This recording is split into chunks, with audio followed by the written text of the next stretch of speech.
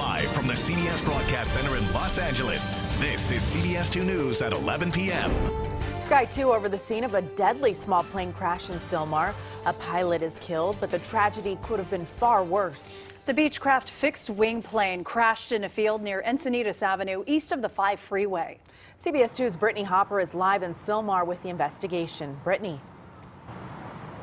Yeah, and it really could have been much worse because over here on my side is the freeway, and then over here on this side of me you have a bunch of homes and a neighborhood. But behind me you can see where that plane crashed. Now we're told that a security guard will be out here all night until this investigation is over.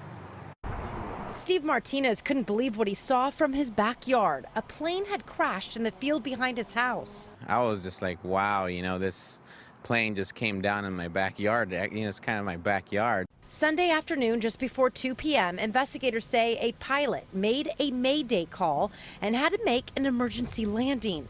At this point, they don't know why the distress call was made. The pilot is identified as 55-year-old Scott Fraser Watson from Marina Del Rey.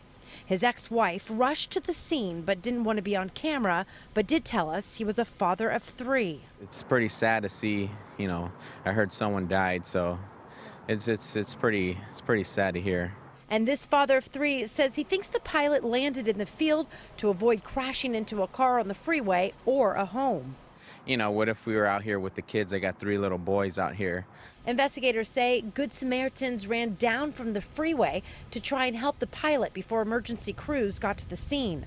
Martinez says if he could have helped, he would have too. So it's pretty tragic here. Now, federal investigators are expected to be here tomorrow morning at 10 a.m. We're told that the pilot was on his way to the Van Nuys Airport. We're live tonight in Sylmar. Brittany Hopper, CBS 2 News. Thank you, Brittany. Breaking news now in South LA, a traffic crash involving a police officer. Desmond Shaw is live in Sky 2 over the scene. Desmond.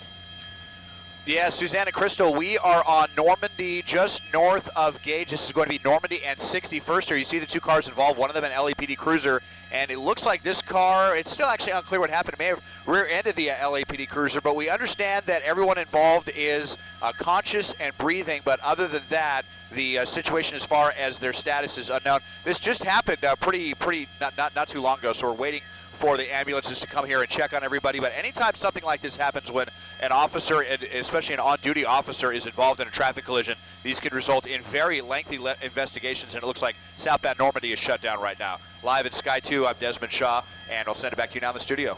Thanks, Desmond. The holy fire burning in Riverside and Orange counties continues to grow, even as firefighters make progress. New voluntary evacuation alerts were issued for some communities. The fire has burned nearly 23,000 acres. It's now 51% contained. CBS 2's Jeff Nguyen has the latest from the community of Glen Ivy. Jeff. Suzanne, some good news to share right now. The Forest Service says that evacuations have been lifted in the Lake Elsinore community. In the meantime, we have been seeing some hot spots burning in the canyons behind us. Tonight, parts of this canyon near Glen Ivy flared up as the holy fire burned for the 7th day with no end in sight. People in the Trilogy community got a new voluntary evacuation alert on Sunday. Susie Hare decided to stay put for now. We feel fine. We all have a little cabin fever, as I said to you earlier, for the last 5 or 6 days. We've not wanted to go very far from home. Every day since Wednesday, it dies down in the morning. We think we're going to be okay. You see blue skies. And every evening it picks up raging flames. Earlier in the day, flames crested a hill over the retirement community, but water-dropping helicopters were able to hit it. So far, the fire has damaged or destroyed more than a dozen homes. Leslie Dow got emotional when she talked about the more than 1,500 firefighters who've been on the front lines and in the air. It's overwhelming. If they just knew an inkling of what we feel, I'm sorry. Yes, we would like each one of them to thank them. The fire started on Monday. 51-year-old Forrest Clark has been arrested and charged with starting the fire in the Holy Gym campground area. Yeah, if it jumps that line, they're going to have to start getting back on it. Back at Trilogy, people here say they're packed up and ready to go if they get the word from the fire department. If they come and say it's mandatory, we will absolutely leave. Public health officials say that people should not start the cleanup process while ash is still falling. They say that you should wait for conditions to improve because ash can be toxic even in small amounts. We are reporting live in Glen Ivy. Jeff Nguyen, CBS2 News. Thank you, Jeff. And fire crews are making progress against the largest fire in California history. The Mendocino Complex fire has now burned more than 336,000 acres. It's 70% contained. 146 homes have been destroyed up there. Officials don't expect the fire to be fully contained until next month. And the Casitas fire in Ventura County is now 60% contained as crews continue to fight it from the air and the ground. 15 acres have burned near Lake Casitas in Ojai. Crews say they'll stay on the scene into the night. Ventura County fire officials say the fire was accidentally started by a car. No structures are being threatened. 2 firefighters suffered minor injuries. A suspect was killed after a confrontation with LA County Sheriff's deputies. It happened at a housing complex in East LA.